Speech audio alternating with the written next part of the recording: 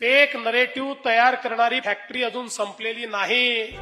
वेगवेगळ्या पद्धतीनं ही फॅक्टरी काम करते.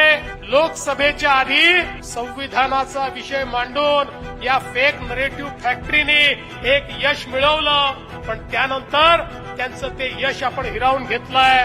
पण आज वेगवेगळ्या पद्धतीनं हे लोक रोज नवीन फेक नरेटिव्ह तयार करतात. आता महानगरपालिकेच्या निवडणुका जवळ आल्या आहेत, जिल्हा परिषदेच्या निवडणुका जवळ आल्या आहेत, पंचायत समिती नगरपालिकेच्या निवडणुका जवळ आल्या आहेत. आता आशिष शेलारजी पुन्हा एकदा भाषण सुरू होतील.